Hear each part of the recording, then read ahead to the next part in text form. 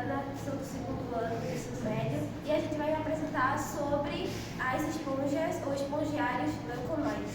Esse aqui é meu grupo, que é Stephanie, Gabriel, Vitória, Letícia e tô faltando Marianita, que infelizmente não pode estar por situações de saúde, mas vou apresentar vou introduzir um pouco sobre o espongiário leuconoide. São caracterizadas por estruturas complexas e também elas são mais adaptáveis a aumentar o tamanho delas. Outra coisa muito importante é que elas fazem colônias, elas se constituem de massas coloniais, cada uma tem o seu ósculo próprio. Vou desenhar aqui no quadro para vocês verem. Essa aqui é a rocha, vamos supor, e essa daqui é a colônia da esponja. Então umas podem ser assim, outras podem ser pequenininhas com um corpo grande, outras podem ser grandes e por aí vai. Calma aí, deixa eu botar aqui.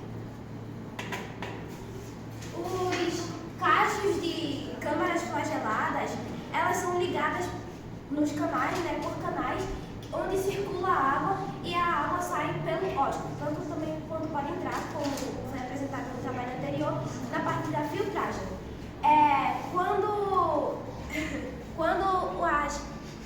Quando supostamente as flagelas, as paredes flageladas, elas aumentam o tamanho comparada ao volume da esponja, ela pode absorver mais partículas de alimento e por isso que elas são maiores do que as outras esponjas, como a Escon e a Sicon.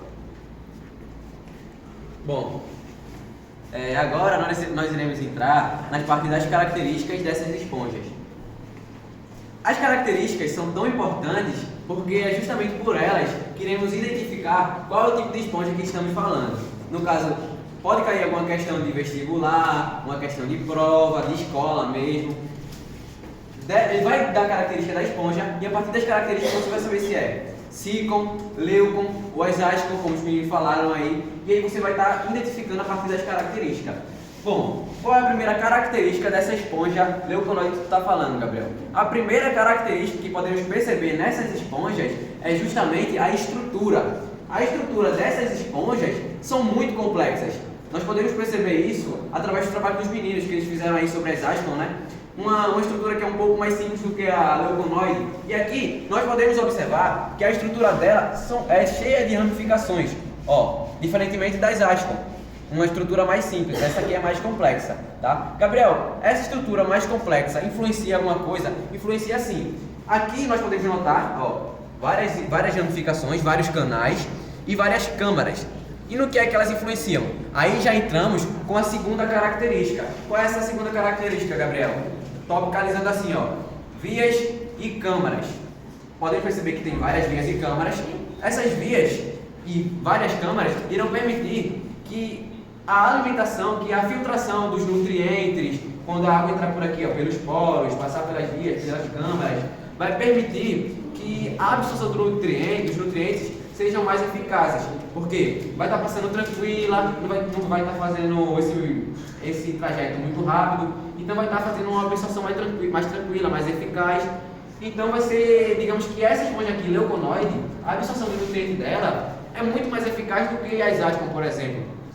Outra característica aqui que podemos perceber, justamente por esse tanto de ramificação, é que aqui o átrio dela é mais reduzido, justamente para caber toda essa estrutura aqui complexa dessa esponja leuconoide, tá? E aqui quando ela passa pelos poros, quando chega aqui no átrio ou espongiocele, muito importante a gente estar falando isso, que pode cair em algum lugar, tá? E aí quando chega aqui no átrio ou espongiocele, a água vai estar vindo para aqui, para o ósculo, onde vai ser despejado o que não resta mais para absorver, tá? E isso aí a gente pode levar para o nosso corpo quando a gente toma água. E aí chega lá no sistema urinário e a gente expulsa o que não serve mais, tá? E que é como se fosse a mesma coisa, a esponja vai absorver os nutrientes, vai chegar aqui na espongiocele e vai sair pelo ósculo, tá? Então essas daí são as duas principais, as duas características que você vai ler e vai falar, leuconoide, tá? E aí eu vou passar a palavra aqui para Stephanie, que vai estar continuando aí para a Ariana. Vou passar a palavra para a Ariana, que vai estar continuando aí com as características. Na verdade, essa parte era de Rita, mas eu vou apresentar que é a terceira característica, que é os leucomócitos. Os leuconócitos são células que são especializadas em capturar partículas de alimento da água que fluem através dos canais da esponja, né? Como aqui. Eles ficam aqui, ó. As células dos leuconócitos, elas ficam aqui, nessas partes dos canais dos espongiários. E essas células, elas auxiliam também na parte digestiva da esponja e também passam nutrientes para outras partes do corpo da esponja. E a quarta característica é a maior superfície de filtração. Devido à complexa estrutura da esponja, ela tem mais espaço disponível para poder ela absorver tanto água, né, tanto também como partículas de alimento. E isso ajuda na filtragem da água e na captura de partículas alimentares. Basicamente isso. Olá, meu nome é Stephanie Vitória, sou aluna do segundo ano. Agora eu vou falar sobre a quinta e a sexta característica, que é o habitat e a reprodução, que é a sexuada e a sexuada. Quanto ao habitat delas, como já foi falado pelos grupos anteriores, é um habitat marinho, né? Nesse habitat, elas têm a função, como também já foi falado pelos outros grupos, elas têm a função de filtrar as impurezas da água. Ou seja, a água entra, ou então é puxada, a água entra, dentro dela vai ocorrer um processo de filtragem. E é mais ou menos isso, né? O habitat e um pouquinho de como funciona a filtragem da água, né? Com relação à reprodução sexuada, ou seja, a fêmea vai soltar, né? Ela vai expelir os óvulos, o macho também vai expelir o sêmen, gameta, né? E vai haver a fecundação e logo depois vai nascer uma nova esponja. Com relação agora, é um pouco complexo, mas eu trouxe isso com bastante abordagem. Com relação agora ao tipo de reprodução assexuada, ocorre um processo que, tipo, algumas dessas esponjas nascem hermafroditas. Ou seja, elas nascem com os dois gêneros, né? Elas nascem tanto com o masculino quanto com o feminino. E quando elas soltam os óvulos, né, vamos dizer assim, elas já soltam eles fecundados, eles já prontos para nascer.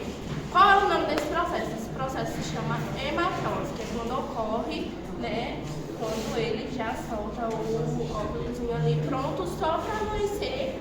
E é quando isso ocorre que ou o óvulo nasce perto, ou então nasce distante por conta que o oceano vai levando. É isso. a correnteza, né? Aí procura um substrato e aí Bom dia, meu nome é Vitória e eu vou falar sobre as características. As esponjas não são as criaturas mais fofinhas que existem nos oceanos e nos corais. Elas não têm olhos, não têm boca, não têm orelhas e também não têm cérebro. E muitas também não se mexem. Muitas pessoas acreditam que elas são apenas plantas que vivem nos oceanos ou pula para filhotes de bebês. Mas elas são animais multicelulares. A primeira curiosidade das esponjas é que elas são os animais mais antigos que existem na Terra. Estudos apontam que elas existem há mais ou menos 640 milhões de anos, sendo assim 400 anos milhões antes do dinossauro e 100 milhões de anos antes de qualquer outra espécie. Outra curiosidade das esponjas é que elas também podem ser gigantes. No Havaí existe uma esponja do tamanho de uma minivan, cerca de 2,5 metros de largura e 2 metros de comprimento. Estudos apontam que ela tem aproximadamente 2.000 anos. E, então, sendo assim, ela é o animal vivo mais antigo que existe na Terra. E eu vou passar agora para a Rihanna complementar. A gente está falando um pouco sobre as curiosidades sobre as esponjas, que é bem interessante a gente aprender um pouco. Eu vou falar um pouco sobre... Elas continuam surpreendendo os cientistas. Os cientistas, por incrível que pareça, eles sabem que as esponjas eles vivem debaixo da água, onde tem pouco fluxo de luz, onde tem baixa taxa de oxigênio e também não ocorre fotossíntese. Então, de acordo com isso, eles acham que as esponjas são especialmente incríveis, porque além delas não fazerem fotossíntese, ainda assim elas alimentam outros animais, elas servem de alimento para animais e também elas fazem a filtragem. E a quarta curiosidade é que elas se regeneram. Ninguém faça esse experimento, por favor, mas quando a gente pega uma esponja, parte ela em milhares de pedacinhos, com o tempo ela vai se unindo, os pedacinhos vão se unindo e vão formando outras esponjas. Continuando as curiosidades. Bom, agora eu tô falando aqui de mais uma curiosidade dessas esponjas aqui maravilhosas, tá? Outra curiosidade dessas esponjas aqui é que nosso amigo Lucas falou que elas têm predadores sim, como tartarugas, peixes ou outros animais. E aí você me pergunta, pô Gabriel, tem predador, mas ela não consegue se defender. Como é que isso acontece? Por que ela ainda existe? Além do alto índice de regeneração que elas têm, elas conseguem se proteger sim, tá? Mas como se elas são sésseis? Sésseis, como o nosso professor Guto falou, né, na aula passada, são aqueles animais que não conseguem se locomover, tá? As esponjas são sésseis, elas são fixas num substrato, tá? E aí como é que elas se defendem de predadores? Bom, essas esponjas aqui, algumas leuconoides, elas conseguem produzir, digamos que um veneno, uma toxina que fica aqui, ó, do lado dela, em volta dela, na verdade, protegendo ela de predadores. E aí, essa toxina protege ela de algumas tartarugas que se alimentam dela, e aí ela fica um pouco mais protegida. Outra coisa é que essas esponjas, elas são bem territoriais. Então, tem alguns tipos de algumas esponjas que elas não ficam só em volta dela, isso aqui, ó, o veneno não fica só em volta dela. Fica como se fosse uma neblina bem extensa. E aí protege de outras esponjas para não ficar ali perto dela, tá? Outro tipo de esponja. Eu trouxe aqui o nome de uma esponja, tô me lembrando aqui, é Cambre. O nome da esponja que é leuconoide e que produz essa toxina para se defender de outros predadores, tá? Então isso aí é mais uma das curiosidades. Oi, meu nome é Letícia e eu vou falar sobre Putifal. Pra quem não sabe o que é Putifal, ela é um fungo. Esse fungo é mais ou menos assim, é porque eu não sou boa no desenho e tal, mas eles são tipo assim, eles parecem uma fruta e eles têm o corpo redondo. E também, quando a gente tem alguma... Ô, professor, olha pra aí. E quando a gente tem algum contato com eles, algum tipo de impacto, elas explodem.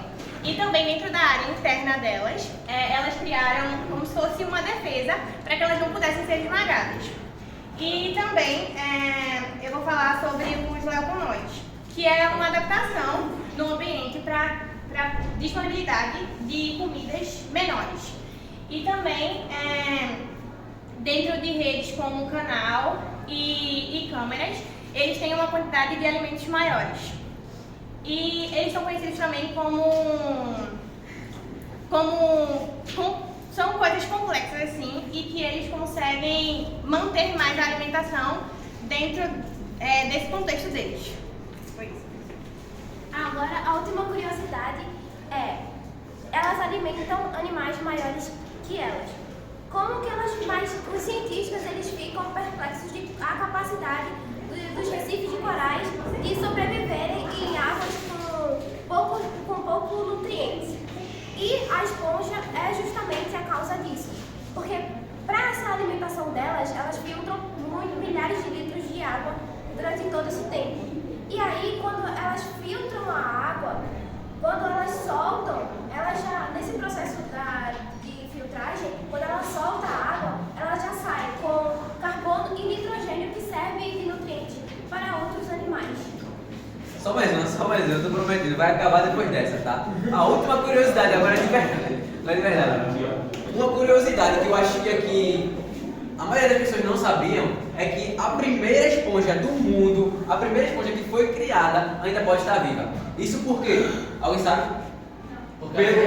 Isso aí, mano. Pelo alto processo, pelo alto índice de regeneração das esponjas. Então pode ser, ó, nasceu uma esponja, ela estava quase morrendo, digamos assim, estava quase morrendo, veio algum tubarão doido, bateu nela, ela se despedaçou, e aí ela se espalhou, criou outra. E aí, aquela mínima esponja criou uma gigante. E aí pode ter acontecido a mesma coisa, e aconteceu. Então isso aí é o que eu tô falando. A primeira esponja do mundo ainda pode estar viva, isso é maravilhoso, cara.